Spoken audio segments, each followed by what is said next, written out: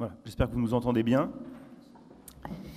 Alors, je vais avoir le plaisir, l'honneur de démarrer les débats. Je vais essayer de répondre à la question qui nous est posée, donc au sujet qui nous a été donné, l'histoire, un champ de bataille. J'essaierai aussi de profiter de la tribune qui m'est offerte pour vous présenter un petit peu la vision qu'a l'Action française de la nation. Alors peut-être, d'ailleurs, ne connaissez-vous pas tous l'Action française, le mouvement que je représente ici, qui est sans doute le plus ancien mouvement politique français, même pas sans doute d'ailleurs, parce que je crois que les radicaux sont pas très loin, mais ils sont apparus un tout petit peu après nous, en tout cas en tant que mouvement organisé, même si le terme radical est déjà utilisé avant la fondation de l'Action française en 1898. Voilà, donc nous sommes un mouvement ancien, un mouvement nationaliste et un mouvement royaliste, puisque Charles Maurras, qui est la figure qui a le plus marqué l'histoire de l'Action française, a conduit ses compagnons, ses camarades, du nationalisme, un nationalisme qui se cherchait, vers la conclusion monarchique. Et ensuite, le mouvement s'est développé avec un journal quotidien, avec des militants, avec de nombreuses sections, fédérations. C'était une des forces politiques majeures de la Troisième République. Et aujourd'hui, peut-être vous l'avez vu, vous en avez entendu parler, le mouvement connaît un fort renouveau militant. Et donc l'Action française est un mouvement ancien, un mouvement aujourd'hui très dynamique, et c'est aussi une école de pensée. J'évoquais Charles Maurras, peut-être connaissez-vous également les noms de Jacques Bainville, de Pierre Gaxotte et tant d'autres, de Léon Daudet. Je vais bien sûr citer Léon Daudet, il me semble que c'est vraiment le lieu pour le faire. Voilà. Et donc cette école de pensée a réfléchi à la nation, et le sujet de l'histoire, un champ de bataille qui va rapidement nous conduire sur le thème du roman national, sera une bonne porte d'entrée dans cette réflexion sur la nation et l'idée de nation. Alors je vous donne un petit peu le plan de mon intervention. Je vais d'abord essayer de m'appuyer sur l'actualité de ce champ de bataille qu'est l'histoire.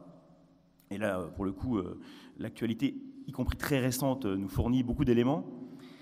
Je remonterai ensuite un peu le temps vers cette notion de roman national, en essayant de montrer qu'il y a en réalité plusieurs romans nationaux.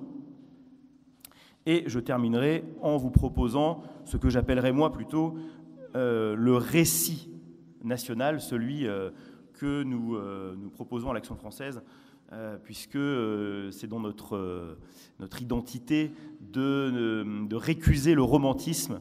Et je pense qu'en substituant le mot récit plus objectif au mot roman, on arrivera peut-être à quelque chose d'intéressant. Alors, le champ de bataille contemporain. Cette semaine, vous avez pu constater que, effectivement, l'histoire était bien un champ de bataille, avec la polémique autour de la formule de Nicolas Sarkozy, que je cite précisément. Donc, dès que l'on devient français, nos ancêtres sont gaulois. Et évidemment, à partir de cette phrase, qui en réalité ne dit rien de très surprenant, et en tout cas rien de choquant, s'est développée toute une polémique.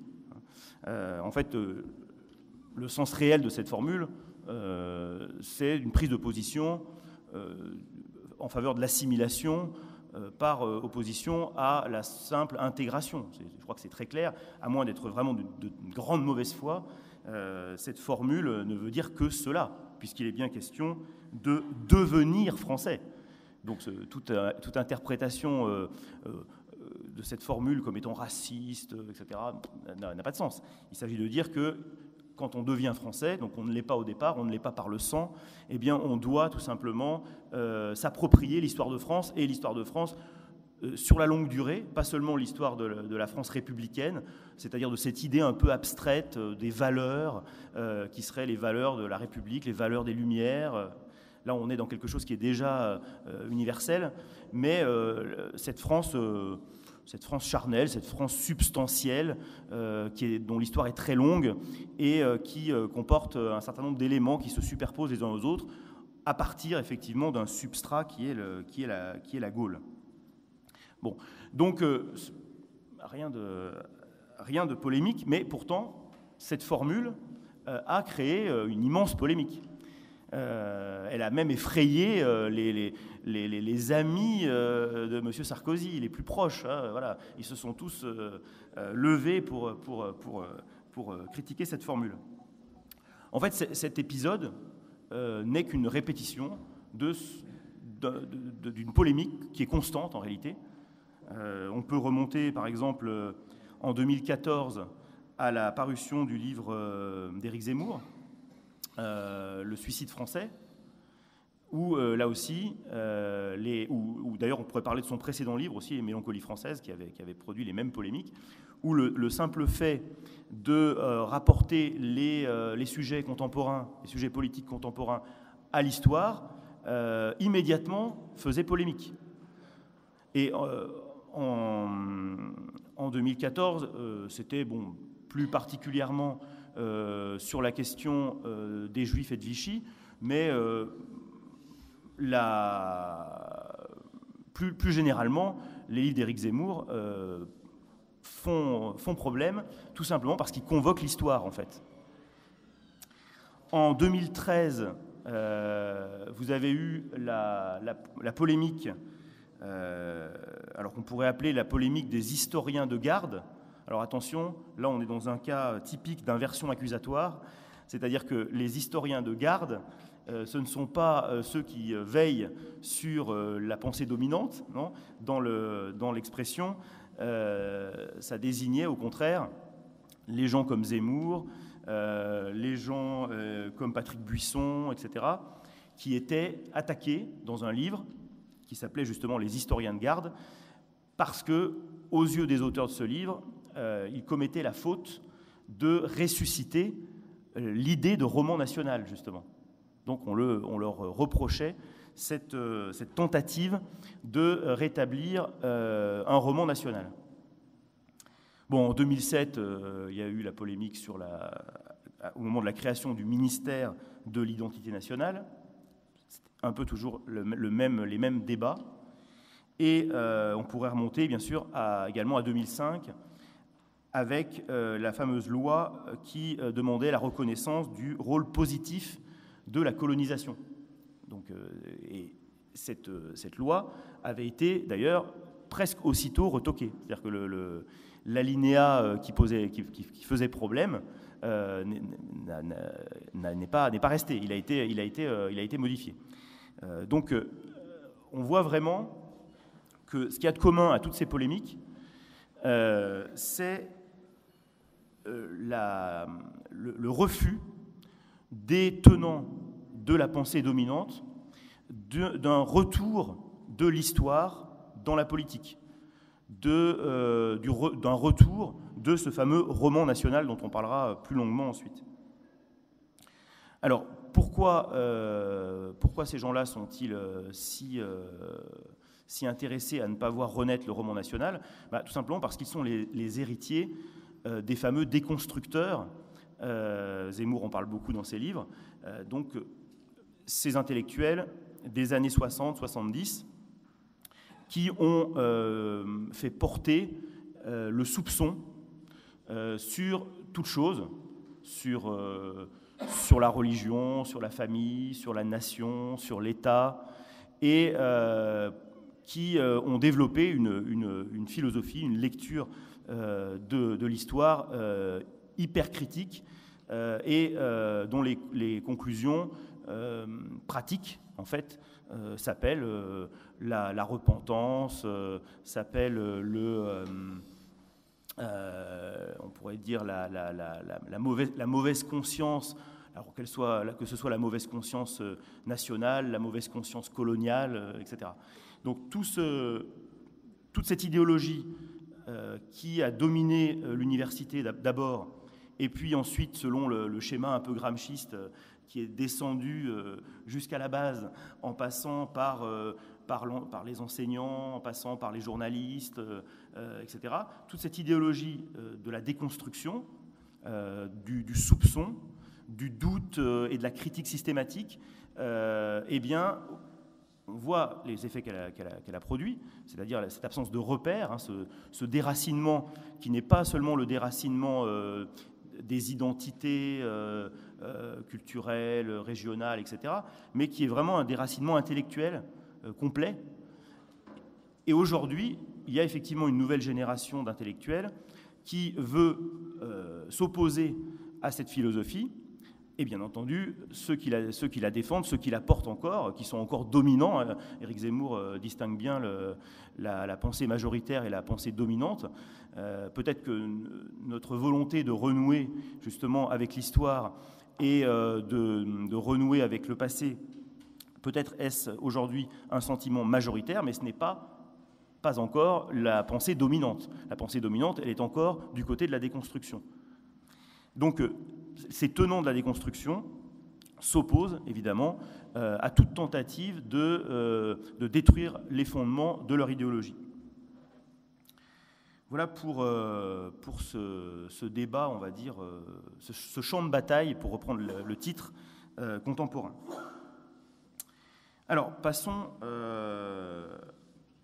maintenant à ce que j'ai appelé le champ de bataille du roman national.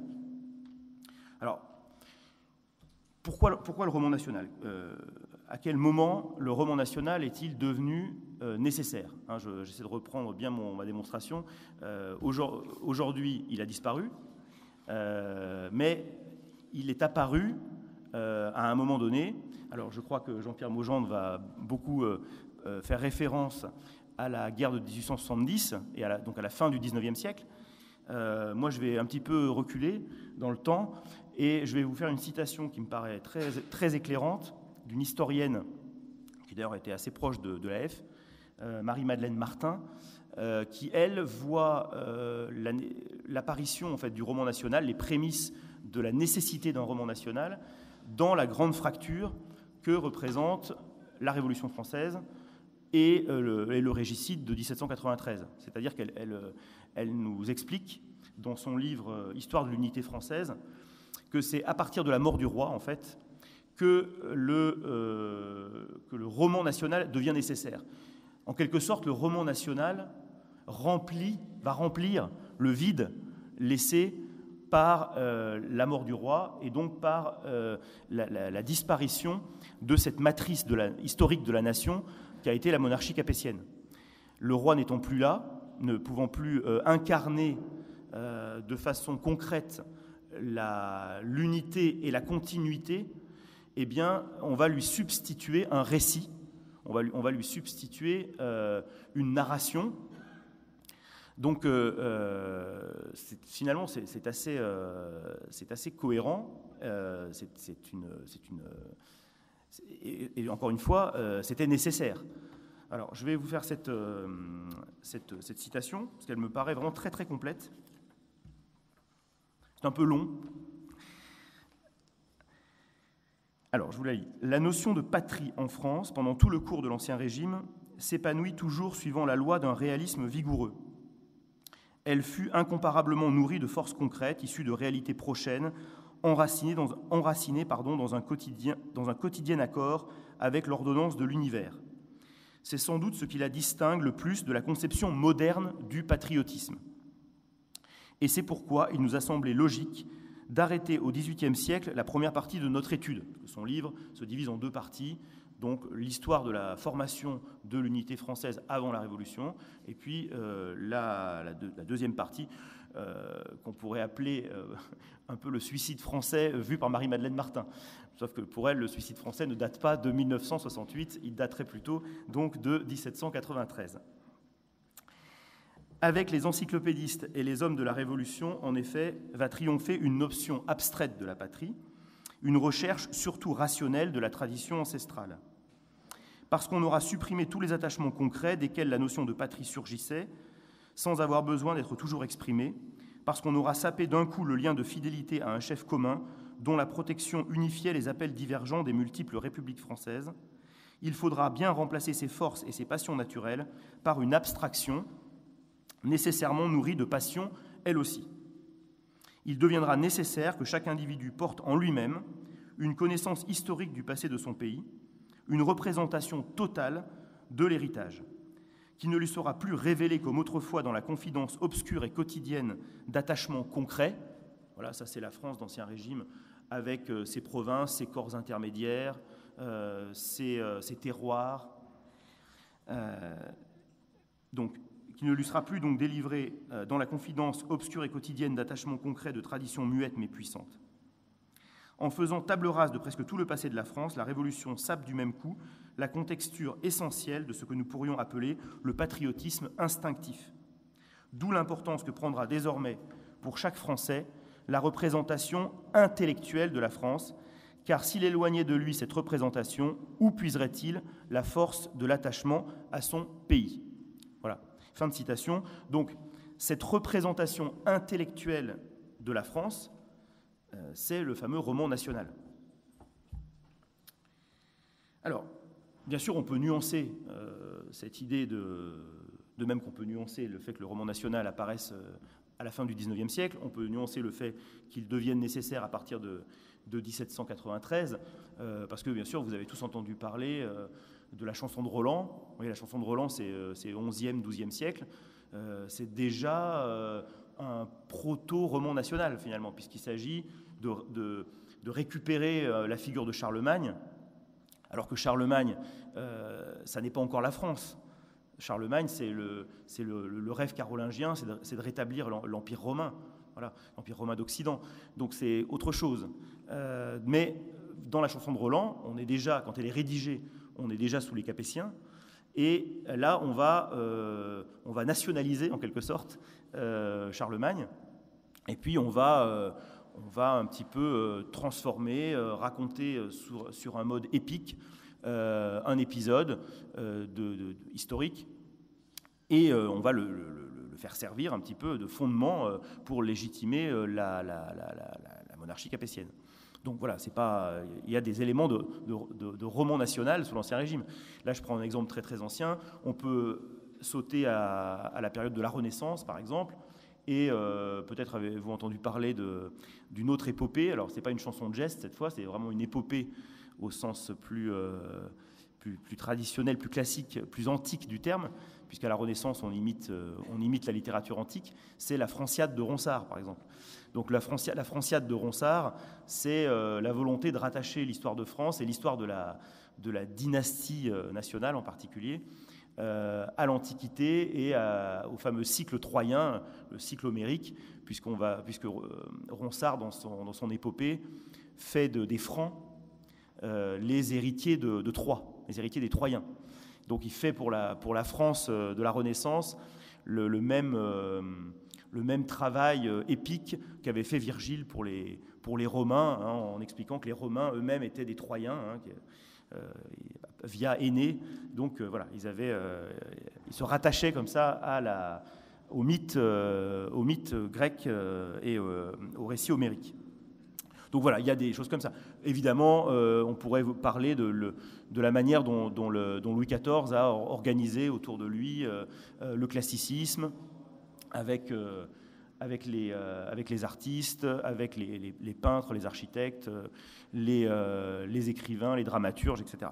Donc voilà, le roman national, en réalité, c'est quelque chose qui est ancien, qui est très ancien.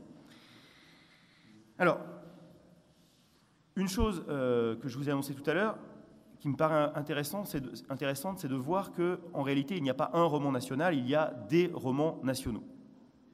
Donc là, je vais passer un peu vite, mais je pense que c'est un point intéressant. C'est aussi pour cette raison que le débat actuel n'est pas suffisant si on veut avoir une vision d'ensemble de ce champ de bataille, parce qu'aujourd'hui, on a l'impression, finalement, que face aux déconstructeurs, tous les partisans d'une lecture un petit peu patriotique et civique de l'histoire se retrouvent dans le même camp, finalement.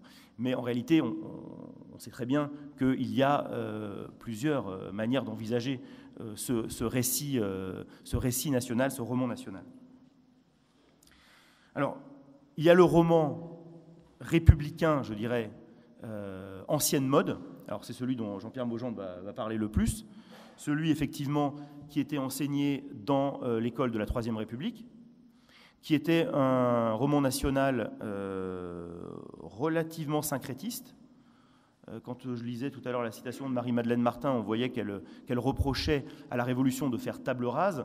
On peut reconnaître à la Troisième République, à l'inverse, une volonté un petit peu syncrétiste, puisque dans les fameux manuels de la Troisième République, dans les livres d'Ernest Lavis, on voit une histoire de France qui fait une large place à l'Ancien Régime, qui valorise un certain nombre de figures monarchiques, qui valorise Saint-Louis, qui valorise Louis XI, qui valorise Philippe le Bel, qui valorise Louis XIV pour une part, hein, donc à moitié, alors qui en revanche, pour des raisons idéologiques tout à fait compréhensibles, va on va dire calomnier carrément Louis XV, Louis XVI, voilà, parce qu'il s'agit quand même de montrer, certes, cette longue construction, mais également la nécessité de la Révolution et de cette fracture donc de 1789-1793.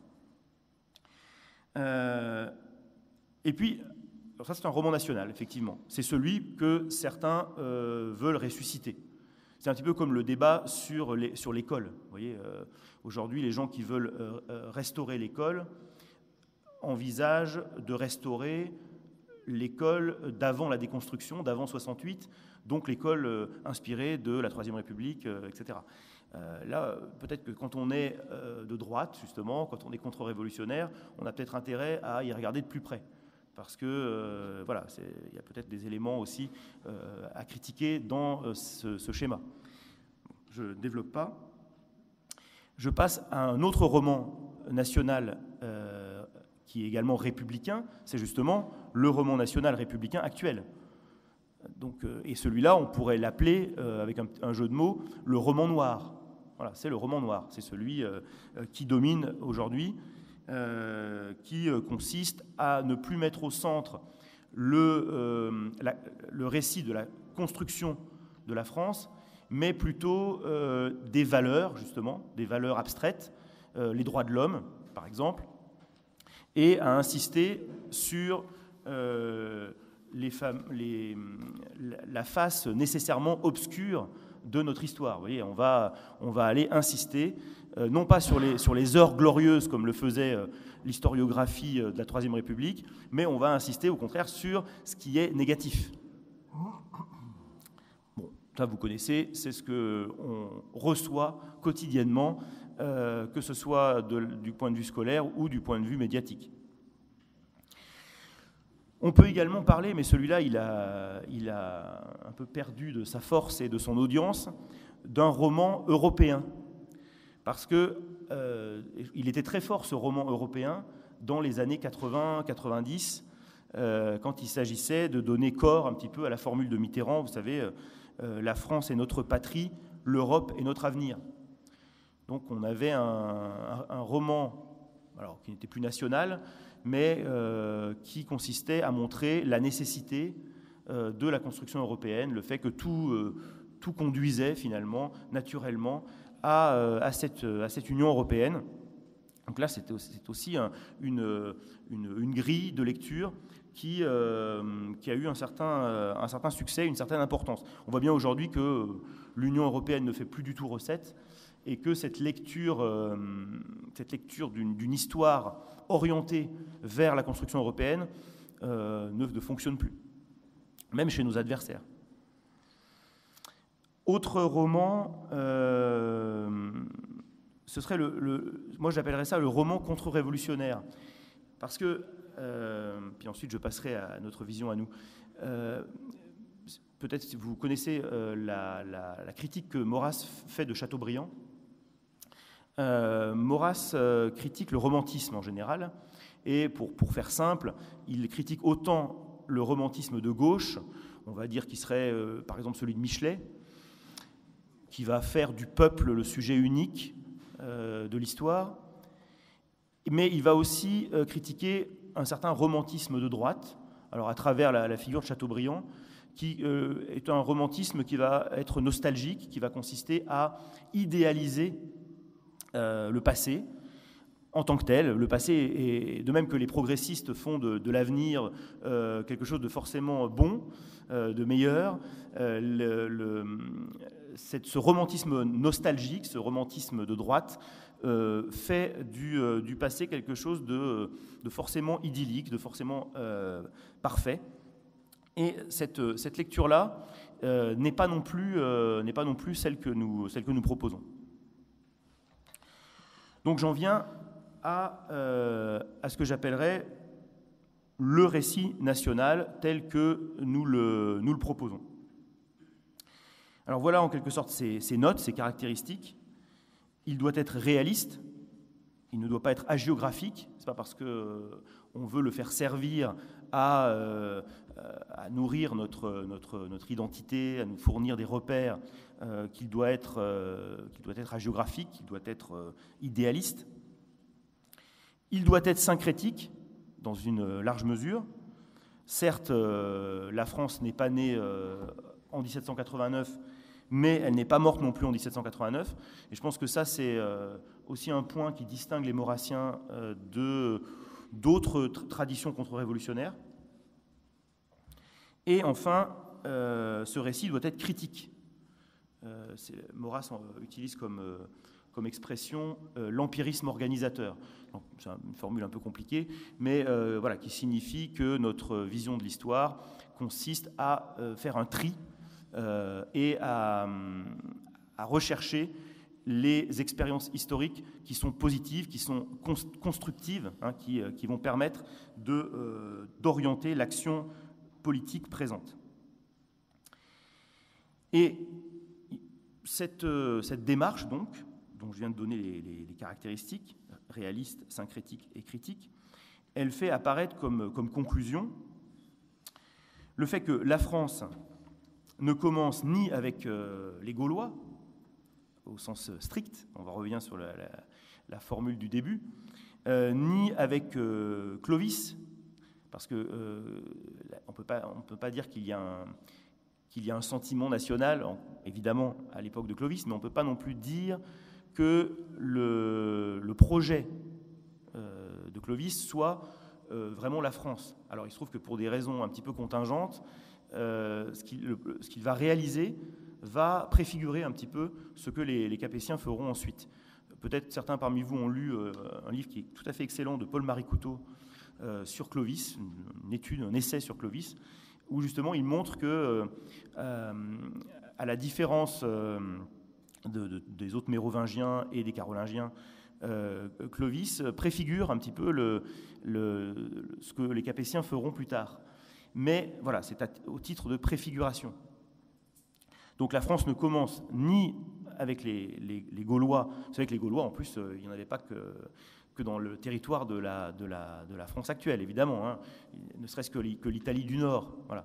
Donc, qui pour les Romains était une terre gauloise. Mais elle commence donc, cette histoire, avec les Capétiens.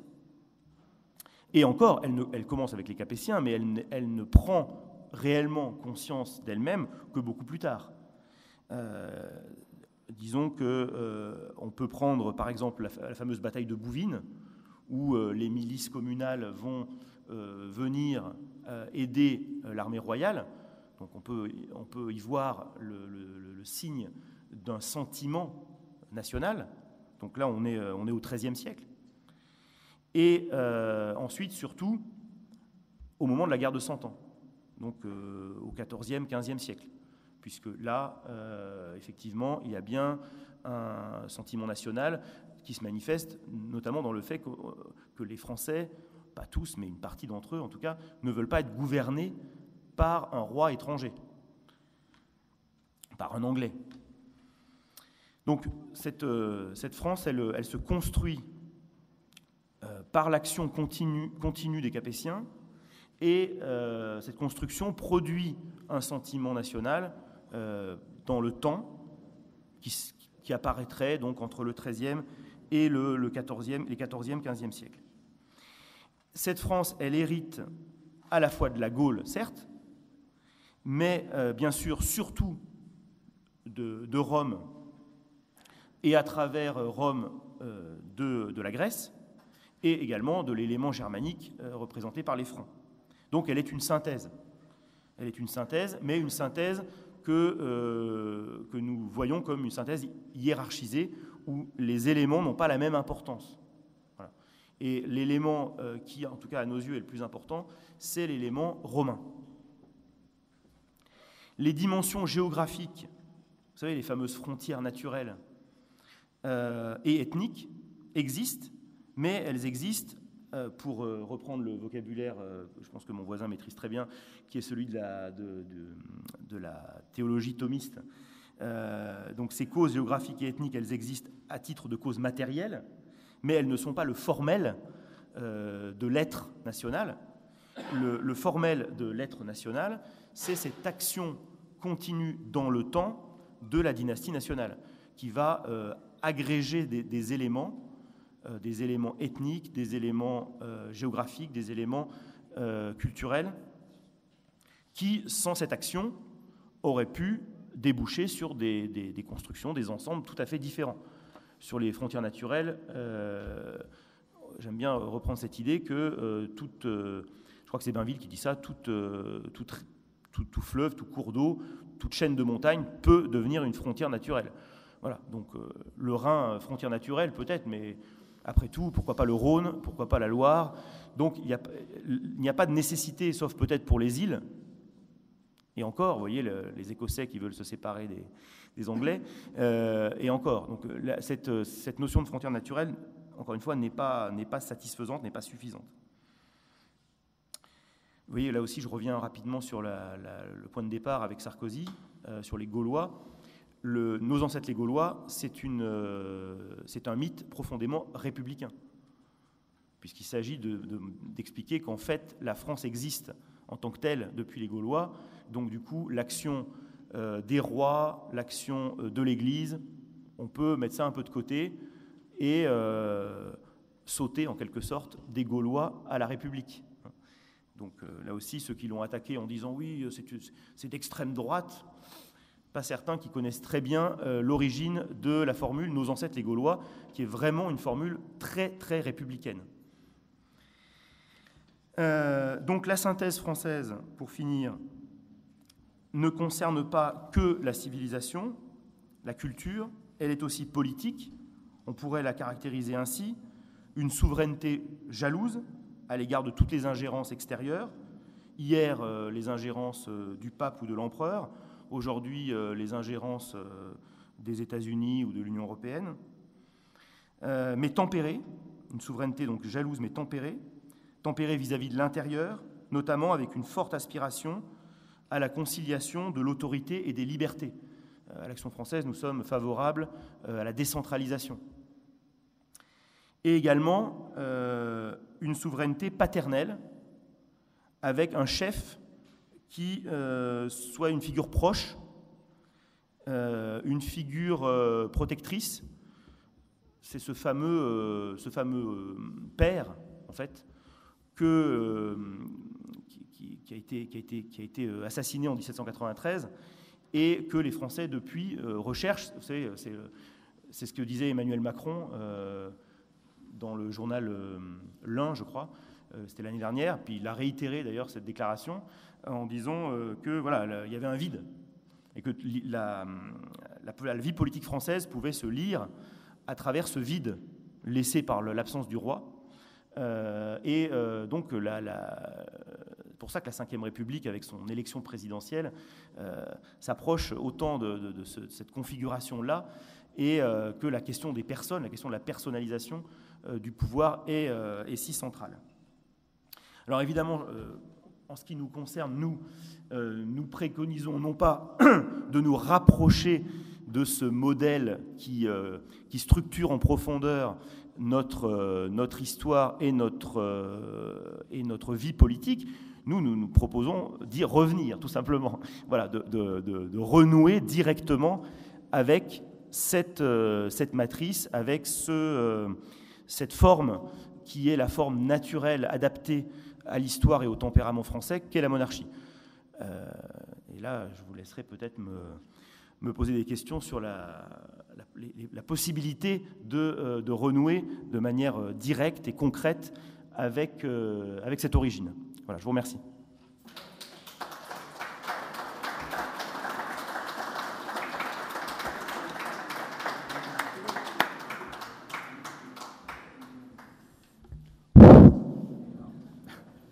Ça marche. Ça fonctionne. Merci. Donc, en complément des propos de Stéphane Blanchonnet, que je remercie, je souhaite évoquer quelques instants devant vous un point qui vous concerne tous, qui est la question de l'enseignement de l'histoire. Alors, vous êtes tous concernés par l'enseignement de l'histoire pour deux raisons. Soit parce que vous êtes d'anciens élèves et donc vous allez pouvoir vous remémorer vos souvenirs, soit parce que vous êtes des parents et vous vous intéressez à ce qu'on est en train d'inculquer à vos chères petites têtes blondes ou brunes. Et quel est le constat que nous faisons aujourd'hui ? L'enseignement de l'histoire, me semble-t-il aujourd'hui, est caractérisé par trois éléments. Le premier élément, c'est la place importante qui est faite aux autres cultures. Pour les plus anciens d'entre nous, je le développerai tout à l'heure, depuis le roman national à partir de la guerre de 1870, nous avions un enseignement de l'histoire qui était très centré sur l'histoire de France. Effectivement, ça a commencé par nos ancêtres les Gaulois, mais les notions qui étaient inculquées aux élèves de France, je rappelle à une époque où 90% des élèves arrêtaient leurs études au certificat d'études, l'objectif, c'était qu'ils connaissent les dates de l'histoire de France et qu'ils sachent que Marignan, c'était 1515, que Bouvines, c'était 1214, que le 14 juillet 1789, c'était la Révolution française.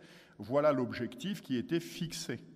Il n'importait pas alors aux personnes qui concevaient les programmes d'histoire et puis également aux éditeurs qui éditaient les manuels de faire en sorte que les petites têtes blondes de France aient des notions sur l'empire du Monomotapa, l'empire Songhai ou différents empires esclavagistes africains, comme c'est le cas aujourd'hui. Donc, première caractéristique de cet enseignement de l'histoire, que vous pouvez voir dans tous les manuels qui sont entre les mains de vos enfants, c'est la place beaucoup plus importante accordée à des civilisations qui ne sont pas la civilisation française. Première caractéristique. Deuxième caractéristique également de cet enseignement de l'histoire, c'est, je dirais, un rappel permanent, alors non pas des heures les plus sombres de notre histoire, puisque ça ne concerne qu'une période de 4 ans, paraît-il, mais le rappel permanent, en particulier dans les documents, de ce qui est mis au passif de la civilisation occidentale, et en particulier avec un thème tout à fait récurrent, qui est la question de l'esclavage. Voilà. Si vous prenez, par exemple, le document de fin de troisième que les élèves doivent connaître en fin de troisième, il y a 43 dates. Sur ces 43 dates qui vont des premières civilisations, 3e millénaire avant Jésus-Christ, Périclès, 52 avant Jésus-Christ, Jules César et Vercingétorix. Donc 43 dates en fin de troisième au bout de 10 années d'études. D'abord, ça n'est pas un effort de mémorisation considérable quand même que de devoir retenir 43 dates pour 10 années d'études. Vous avez, de manière tout à fait surprenante, 1848-1852, la Seconde République, établissement du suffrage universel masculin, abolition de l'esclavage. Il ne s'agit pas ici, bien évidemment, de prendre la défense de l'esclavage, mais de noter que quand on a 43 dates à retenir de l'histoire de France, l'abolition de l'esclavage est un phénomène tout à fait marginal et qui concerne quelques dizaines, je pense, ou centaines de milliers de personnes aux Antilles. Et cela est d'autant plus paradoxal que quand on nous rappelle en 1848 l'abolition de l'esclavage, en revanche, dans ce document, n'apparaissent pas quelques dates fondatrices de notre histoire. 496, le baptême de Clovis, 732, la bataille de Poitiers, 1214, la bataille de Bouvines, 1429, le sac de Charles VII à Reims, 1515 Marignan, voilà, toutes ces dates ont été supprimées de ce document, mais en revanche, apparaît l'abolition de l'esclavage. Donc, deuxième caractéristique, c'est effectivement une volonté de mettre en avant. Alors, je vous donne différents extraits là, qui peuvent apparaître sur cette volonté je dirais, de culpabiliser les Français. Voilà. Le texte principal comporte 3 titres. Bon, un texte sur la conquête de l'Algérie. L'autre, un texte de Guy de Maupassant. Dès les premiers pas, on est saisi, gêné par la sensation du progrès mal appliqué à ce pays, de la civilisation brutale, gauche, peu adaptée aux mœurs, au ciel et aux gens. C'est nous qui avons l'air de barbares au milieu de ces barbares, bruts, il est vrai, mais qui sont chez eux, et à qui les siècles ont appris des coutumes dont nous semblons n'avoir pas encore compris le sens. Voilà, c'est le texte qui illustre la conquête de l'Algérie en 1830, voilà, qui est un texte à charge sur la colonisation française. Et puis, troisième caractéristique de ces manuels, de ces programmes, c'est la place qui est donnée aux documents. C'est-à-dire que nous, quand j'étais petit, il y a longtemps, il y a trop longtemps, on avait du texte, on avait un petit résumé, on avait les dates à retenir. Et puis voilà, aujourd'hui, si vous consultez un manuel d'histoire, en particulier dans le secondaire, vous n'avez plus de cours. Vous avez 5 lignes de cours, et puis vous avez des documents. Et je vous invite à le regarder, puisque nous partons de la réalité de l'observation des faits. Tous les documents sont à charge concernant l'histoire de France, et en particulier dans l'histoire de France, concernant ce qui a trait au catholicisme. Voilà, c'est un fait, c'est le constat. Alors maintenant, la question que nous nous posons, c'est que s'est-il passé ? Que s'est-il passé entre l'histoire que nous avons connue et l'histoire que connaissent nos enfants ? Première étape, ça a été évoqué par Stéphane Blanchonnet. Je ne remonterai pas à la nuit des temps. Ce qu'il est convenu d'appeler le roman national, le récit national, date en fait des conséquences de la défaite de 1870. Donc je vous rappelle qu'en 1870, c'est la défaite de l'Empire, de Napoléon III, c'est la défaite de Sedan. Cette défaite est un traumatisme considérable pour la société française. Je rappelle que 60 ans, 50 ans auparavant, les troupes françaises occupaient Moscou.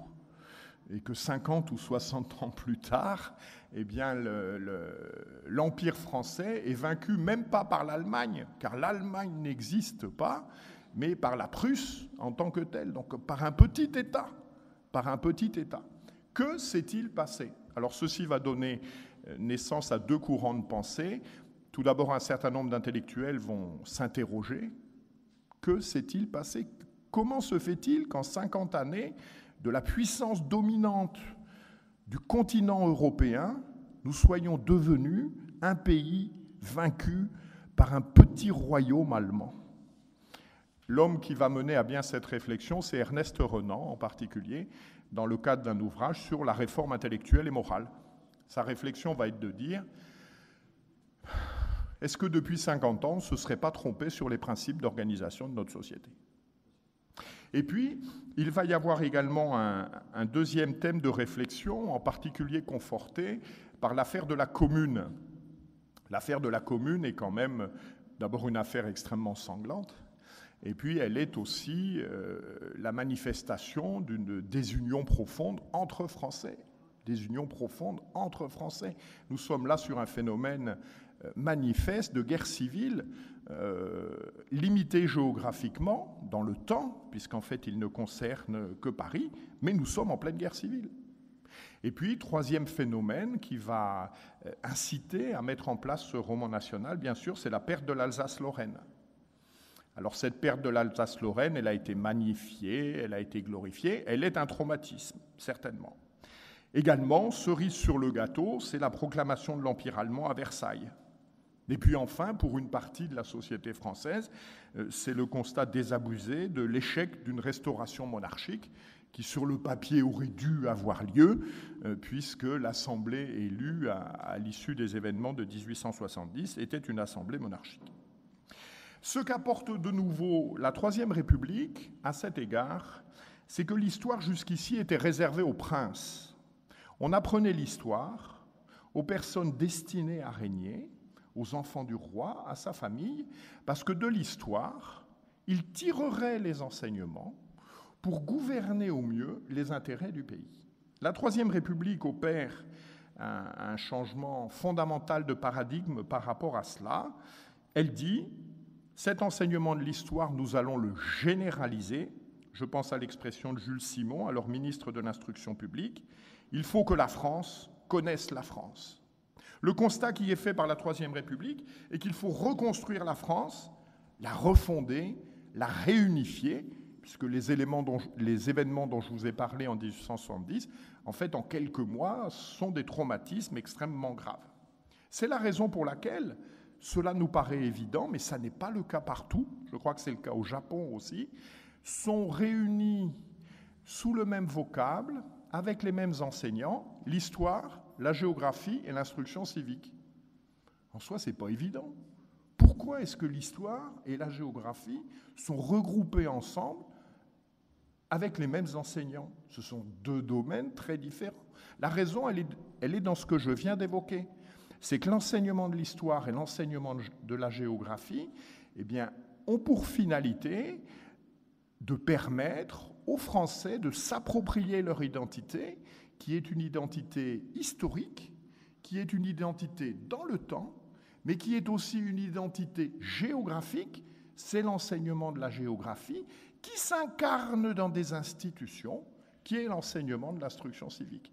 Donc le fait très original que les trois soient regroupés et enseignés par les mêmes professeurs, c'est cohérent, je reprends nos catégories thomistes, avec la cause finale de cet enseignement et de la manière dont est conçu le roman national. Le maître d'œuvre de cette réforme, que l'on peut qualifier effectivement d'intellectuelle et en partie de morale, c'est Ernest Lavis. Ernest Lavis est né en 1842, il est mort en 1922.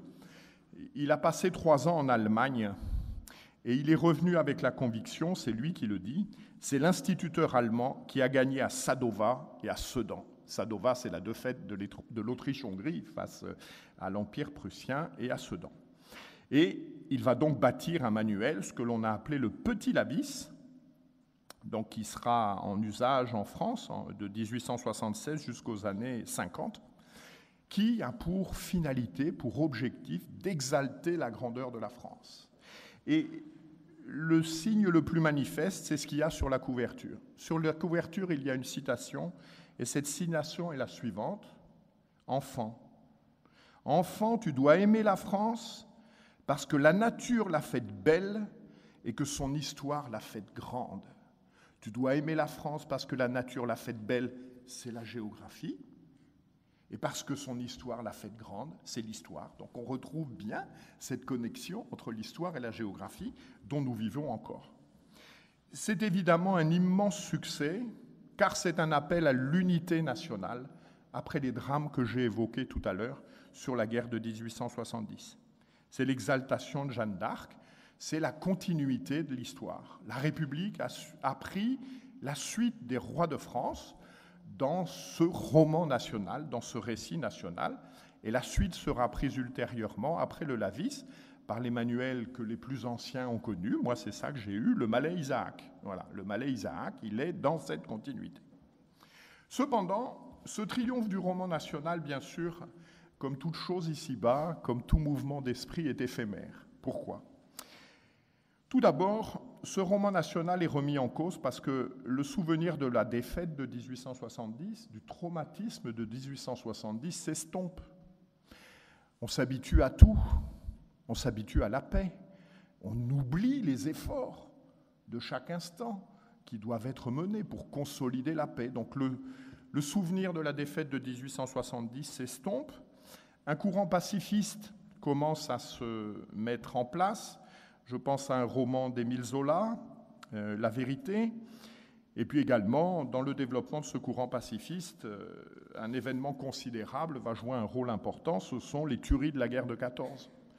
C'est 1 500 000 Français répandus sur le sol et qui vont permettre en particulier, à partir de la Seconde Guerre mondiale, à un certain nombre de représentants de l'enseignement, de syndicats d'instituteurs, de dire « ce qui nous a menés à cette boucherie, c'est l'exaltation du roman national.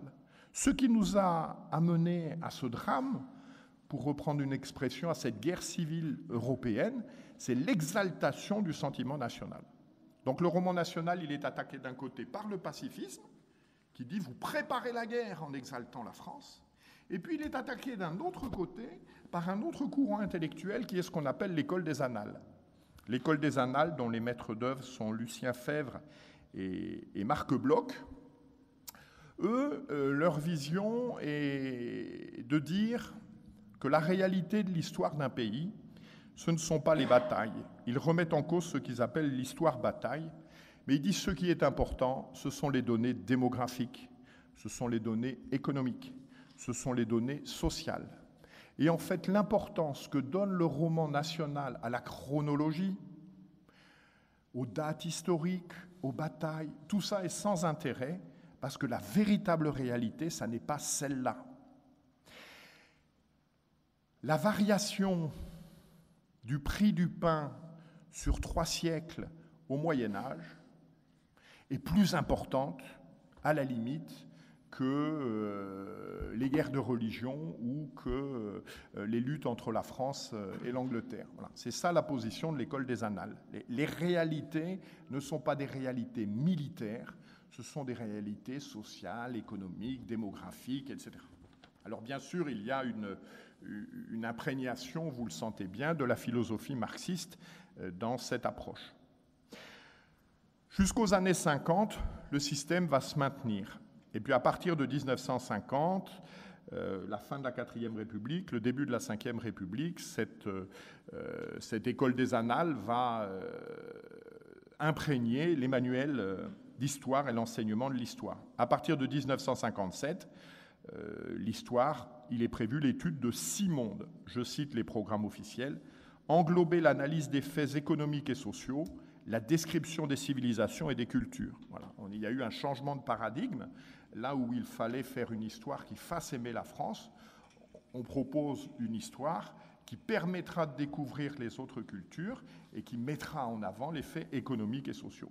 Il s'agit bien sûr d'une conception marxiste à laquelle s'opposera en particulier Jules Isaac, l'homme de Isaac et Mallet va s'opposer à cette conception.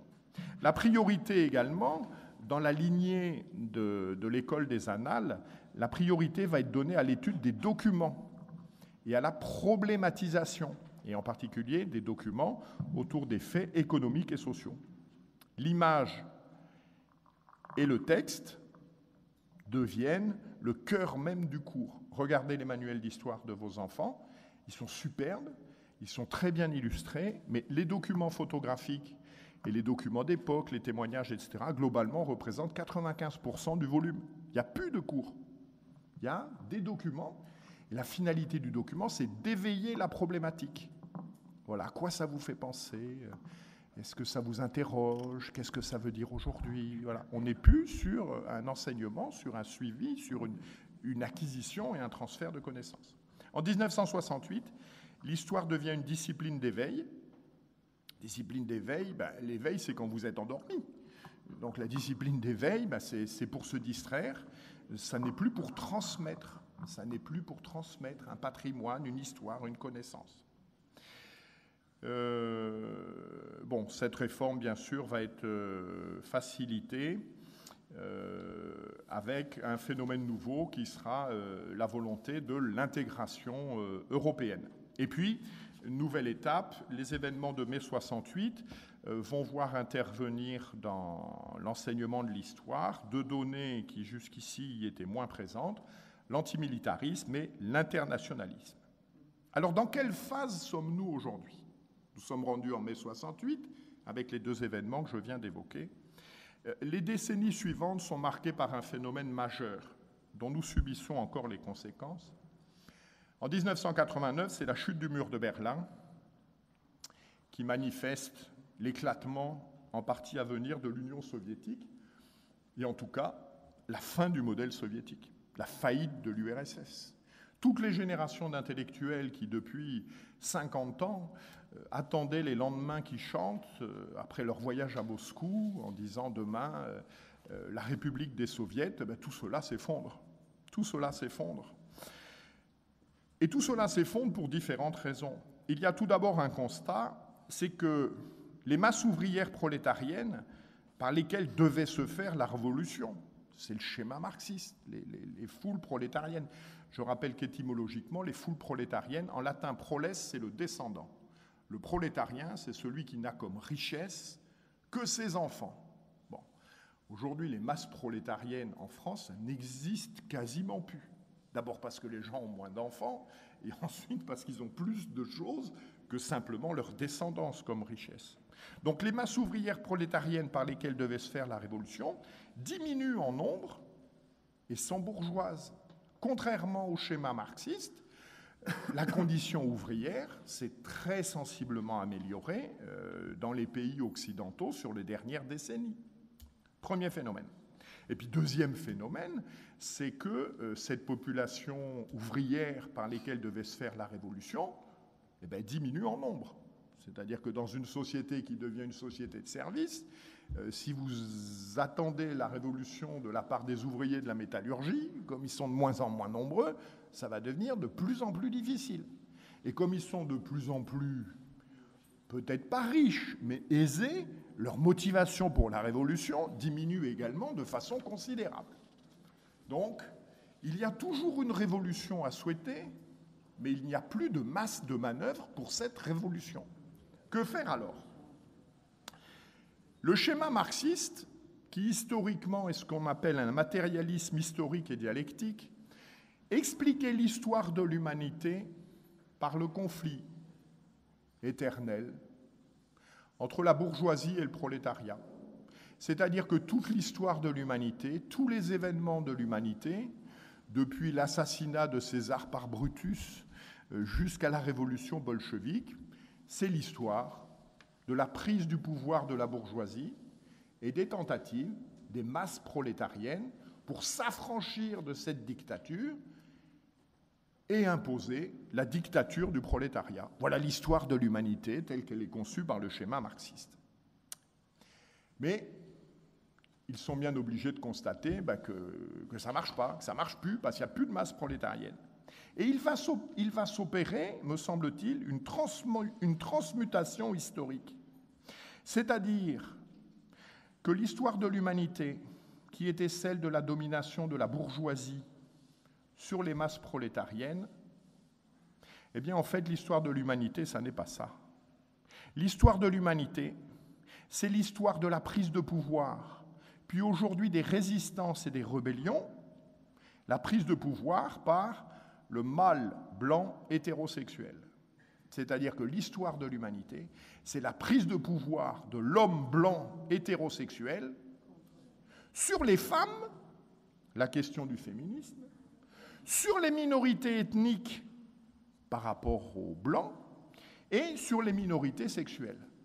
Et toute l'histoire de l'humanité se lit au travers du prisme de cette opposition. Toute l'histoire de l'humanité, aujourd'hui, c'est de chercher à libérer ces minorités, les femmes, ceux qui ne sont pas blancs et ceux qui ne sont pas hétérosexuels.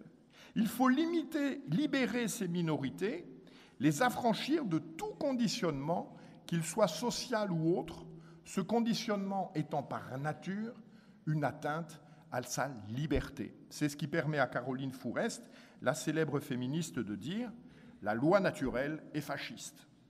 Le fait que je n'ai pas choisi d'être un homme, le fait que je n'ai pas choisi d'être blanc, le fait que je n'ai pas choisi d'être hétérosexuel, mais que c'est ma nature, tout cela est une atteinte à ma liberté dont je dois me libérer. Et la société dans laquelle nous vivons, elle est totalement prise et, je dirais, animée par ces principes. Tout déterminisme est atteinte à ma liberté.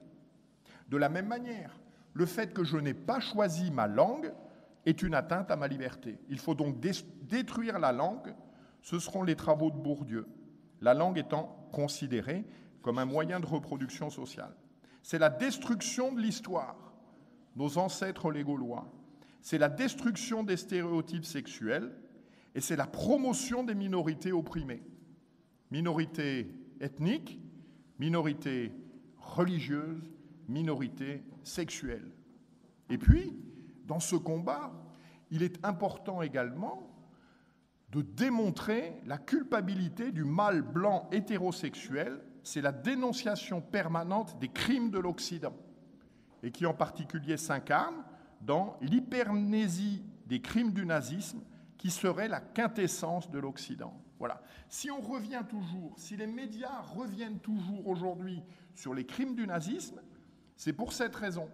Parce que le nazisme est perçu par eux comme la quintessence de l'être même de l'Occident, cet Occident totalitaire qui a imposé sa loi à la planète et à tous les types de minorités, imposant une dictature dont il faut s'affranchir. Nous en vivons les conséquences politiques aujourd'hui.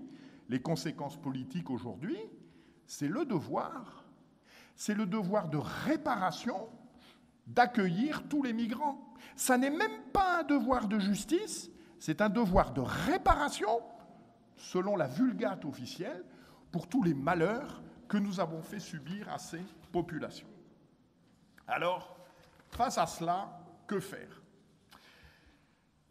Tout d'abord, je voudrais vous lire une phrase d'un ouvrage un peu austère, mais fondamental, qui est un ouvrage de Paul Hazard. Paul Hazard est un homme du Nord, il y a le lycée Paul Hazard à Armentières. Il a écrit un livre tout à fait intéressant qui s'appelle « La crise de la conscience européenne, 1680-1715 ». Et dans cet ouvrage, il a cette phrase clé, je le cite, « La majorité des Français pensaient comme Bossuet, tout d'un coup, les Français pensent comme Voltaire, c'est une révolution. » C'est-à-dire qu'en l'espace de 50 ans, il s'est produit des mouvements intellectuels avec des penseurs de haut niveau, Descartes, Malebranche, Leibniz, les philosophes des Lumières, etc., Diderot, d'Alembert, Rousseau, Voltaire, etc. On a des gens brillants. On a des gens brillants qui travaillent. Voilà. On a retrouvé la correspondance de Voltaire. La correspondance de Voltaire, c'est 21 000 lettres. L'encyclopédie de Diderot, c'est 18 000 articles. Voilà. Changer les mentalités, changer l'âme d'un peuple, ce n'est pas une affaire de dilettantisme après le pastis et avant le golf ou l'apéro. C'est un travail de fond qui est mené sur l'échelle de toute une génération. Donc toute cette génération, elle a changé, a travaillé les esprits. Et puis, nous l'oublions trop, des fois, nous nous décourageons, mais on n'a pas l'appui des pouvoirs institutionnels, etc. Je vous rappelle que, par exemple, le contrat social et l'Émile de Jean-Jacques Rousseau ont été brûlés sur ordre du Parlement de Paris, avec accord de l'archevêché de Paris, en place publique, à Paris. C'est-à-dire que ce mouvement intellectuel, il s'est fait contre les pouvoirs dominants, ce qui est pour nous quelque chose de très encourageant. C'est-à-dire qu'on a des gens qui travaillent, qui sont en but au pouvoir institutionnalisé, mais ils ont fini par gagner, et c'est eux, au final, qui ont préparé la Révolution française. C'est-à-dire que cette Révolution française, qui est une révolution politique, elle a d'abord été gagnée, elle a d'abord été menée dans les esprits, dans les intelligences et dans les cœurs. Bon, et je crois que c'est ce à quoi nous sommes appelés aujourd'hui, c'est-à-dire à changer les esprits, à participer à un travail intellectuel, pour ceux d'entre nous qui en ont le talent, le goût et le temps, participer à ces productions intellectuelles. Et puis ce que peut faire chacun d'entre nous, bien sûr, c'est diffuser ces travaux.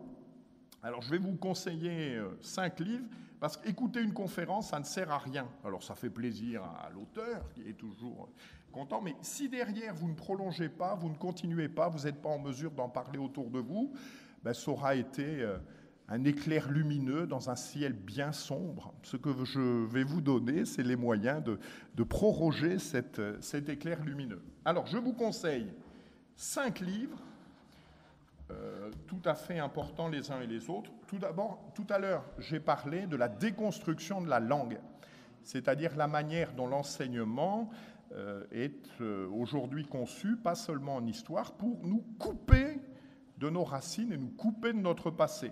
Alors sur ce sujet, vous avez un livre tout à fait passionnant de François-Xavier Bellamy, qui est professeur de philosophie, qui est maire adjoint de Versailles, qui, à mon sens, est un des esprits, bon, il a 30 ans, enfin, un des esprits les plus brillants qui existent aujourd'hui. Il explique comment le fait que l'éducation nationale ne cherche plus à transmettre, pourquoi c'est fait comme ça. On l'observe tous, on le voit bien.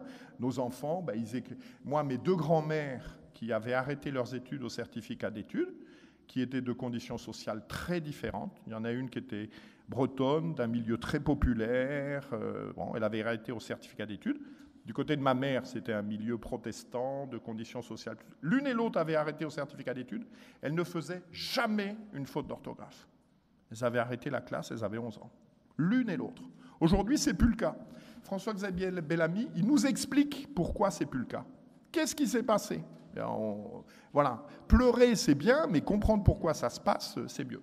Deuxième ouvrage que j'ai lu avec une immense passion, c'est l'ouvrage d'un Canadien qui vient de paraître, Mathieu Bock-Côté, « Le multiculturalisme comme religion politique ».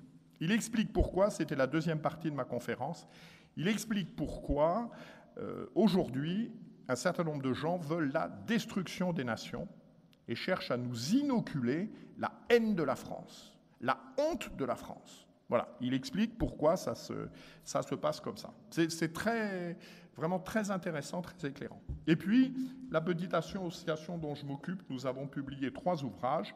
Un premier ouvrage qui s'appelle « À quoi sert l'histoire ?» puisque toutes les années, nous organisons une université d'été. Et là, nous l'avions consacré il y a 3 ans, « À quoi sert l'histoire ?» Donc, avec une conférence magistrale de Michel de Gégère, « À quoi sert l'histoire ?»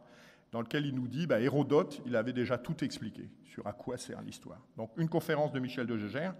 François-Xavier Bellamy, c'était la première partie de ma conférence « Vie et mort du roman national ».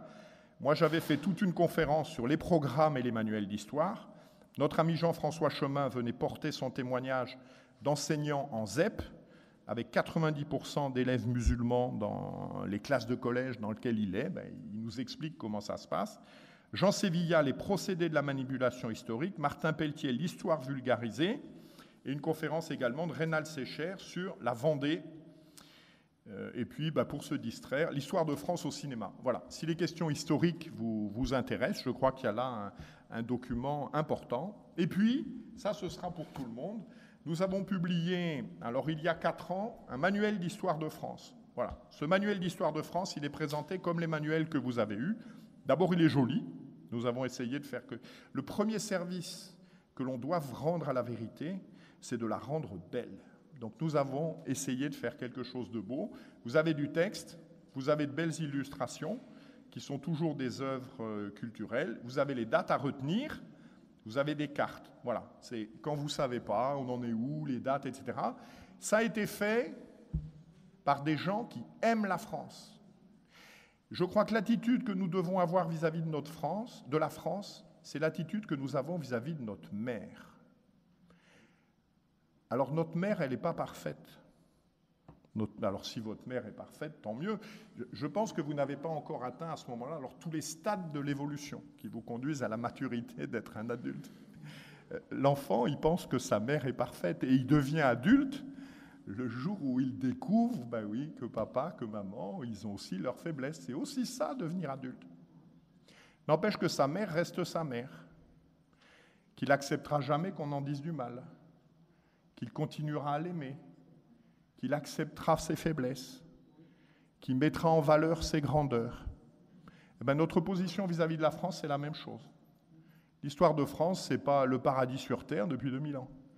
Il y a des faiblesses, il y a des grandeurs. Ce qui nous est demandé, c'est d'en aimer les grandeurs, c'est d'en accepter les faiblesses, et puis surtout de faire en sorte que les erreurs qui ont été faites, et qui aujourd'hui, pour une part, sont notre responsabilité à nous, ne se renouvellent pas. Voilà, ce manuel d'histoire de France, il est fait dans cet esprit. Il est fait dans l'esprit de dire la vérité sur les choses, mais par des gens qui aiment la France. Donc ça, c'est surtout pour le secondaire et pour les adultes. Et nous avons publié il y a 4 mois, parce qu'on nous a dit c'est bien, mais c'est un peu difficile, nous avons publié il y a 4 mois une histoire de France pour nos enfants. Ça, c'est pour les plus petits. C'est la reprise d'un manuel d'histoire de France des frères des écoles chrétiennes d'après la guerre. Et bon, donc la trame, le texte à 90%, c'est ça, etc. Et on a demandé au supérieur général de réactualiser ce texte.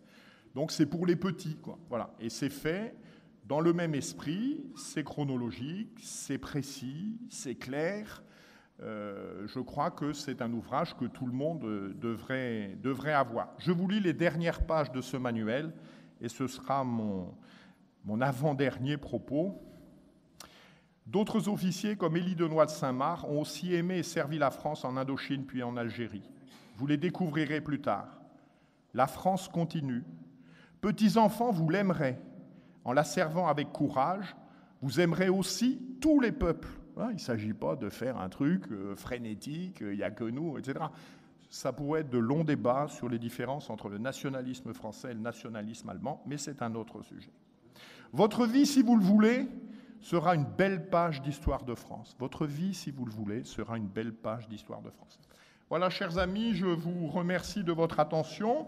Nous confions tout cela à Providence, et puis, puisque je suis le président de Renaissance catholique, que Dieu, qui est Père, Fils et Saint-Esprit, nous garde. Je vous remercie.